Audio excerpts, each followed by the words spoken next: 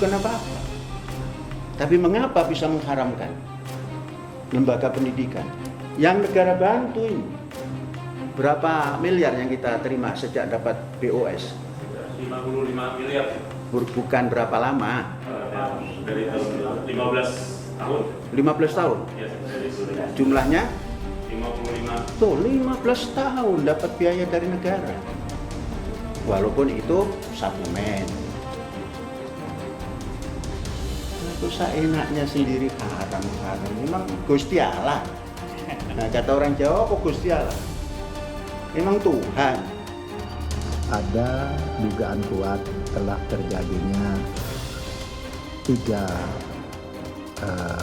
masalah. Pertama, terjadinya tindak pidana. Masalah yang sudah dirumuskan sebelumnya dalam waktu dekat akan dilakukan pembahasan dan juga finalisasi untuk dilaporkan kepada Dewan Pimpinan, dan setelah itu akan dijadikan salah satu dasar di dalam pembahasan di Komisi Fatwa Majelis Ulama Indonesia. Ya, saya mengapresiasi terhadap langkah pemerintah yang respon ya. Pertama, menjaga untuk kondusivitas di tahun-tahun yang penuh dinamika ini. Yang kedua adalah bagaimana memang meluruskan dan menjaga agenda umat, termasuk juga penegakan hukum. Jadi pada prinsipnya di Indonesia itu tidak ada orang yang kebal terhadap hukum ya.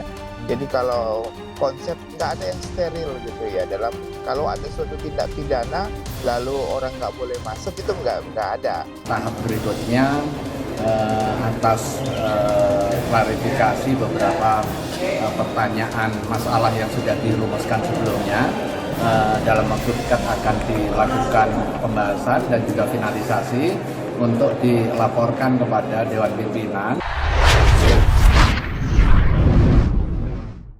Ada beberapa hal tindak pidana, laporan masuk ke Menko Polhukam dan kesimpulan-kesimpulan dari berbagai penelitian nanti akan, dan juga ada laporan resmi yang akan disampaikan ke Polri. Rekomendasi pertama itu kepada MUI untuk mengeluarkan fatwa berkenaan dengan paham keagamaan. Kemudian B, hanya karena 2 rekomendasi ya. B-nya itu adalah bagaimana pemerintah untuk menindaklanjuti, memproses secara hukum. Nah, berikutnya kita berdasarkan hasil insya Allah pada minggu-minggu ini. Sehari 2 hari ini kita mendapat laporan resmi dari tim kami. Kerasnya fatwa Nahdlatul Ulama dalam Bahsul Masail PWNU Jawa Barat itu menjadi indikasi bahwa ini sudah bukan main-main lagi. Ini bukan hanya sekedar wacana di medsos viral biasa, tapi ini sudah menyangkut itu tadi keadaban publik yang terlanggar.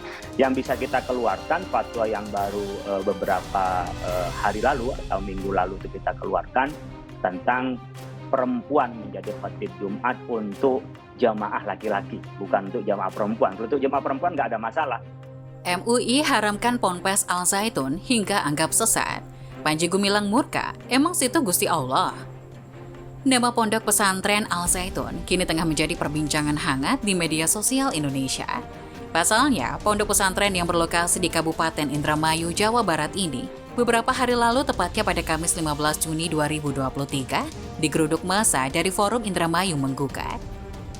Aksi demo ini dilakukan untuk menuntut 5 hal, salah satunya adalah dugaan ajaran sesat yang terjadi di Ponpes Al Zaitun. Bahkan jika tuntutan tersebut tidak kunjung direspon, Forum Indramayu berjanji akan mengerahkan jumlah massa yang lebih besar. Pimpinan Pondok Pesantren Al Zaitun Panji Gumilang merasa tidak terima dengan tudingan yang dilontarkan oleh Majelis Ulama Indonesia, di mana MUI mengharamkan ponpes tersebut hingga menganggap Al Zaitun sesat. Oleh sebab itu, ia tidak pernah sudi untuk bertemu dengan MUI. Hal itu diungkapkan oleh Panji Gumilang saat tim investigasi mendatangi Pondok Pesantren Al Zaitun. Dalam video yang diunggah di YouTube Al Zaitun Official pada Jumat 23 Juni, Panji menyebut bahwa MUI sama dengan lembaga swadaya masyarakat, sehingga wewenang dari MUI dianggap tidak sepenting dengan Kementerian Agama. Menurutnya, MUI tidak berhak mengharamkan Ponpes Al Zaitun.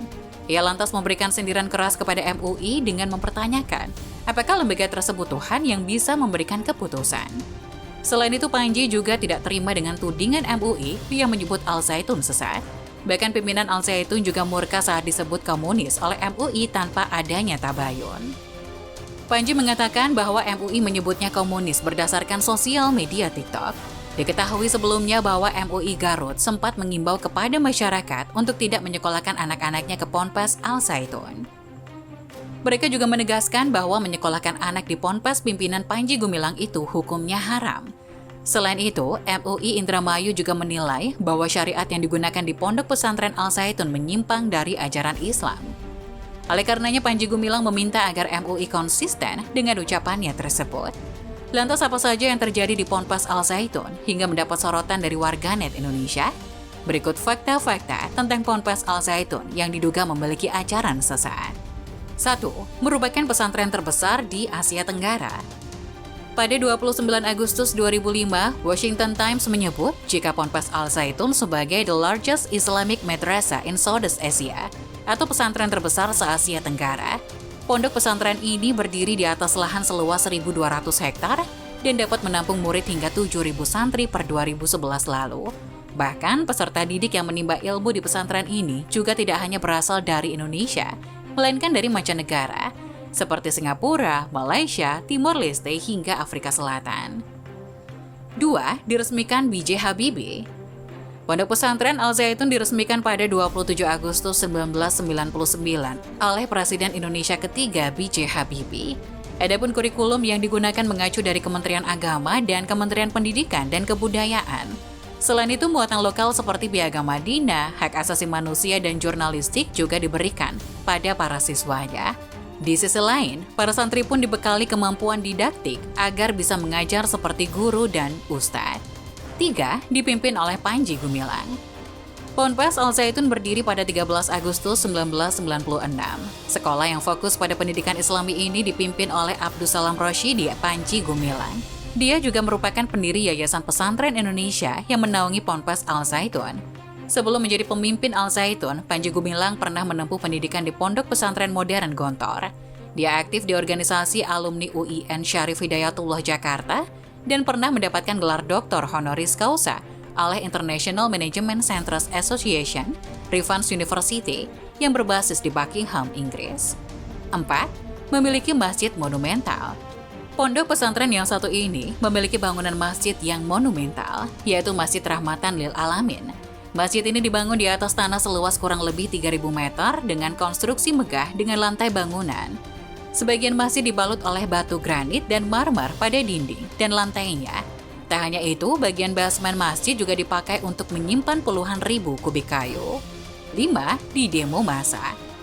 Ponpes Al Zaitun digeruduk massa sebanyak 3.000 orang dari Forum Indramayu menggugat pada Kamis 15 Juni 2023. Mereka membawa 5 tuntutan kepada pesantren yang dipimpin Panji Gumilang tersebut.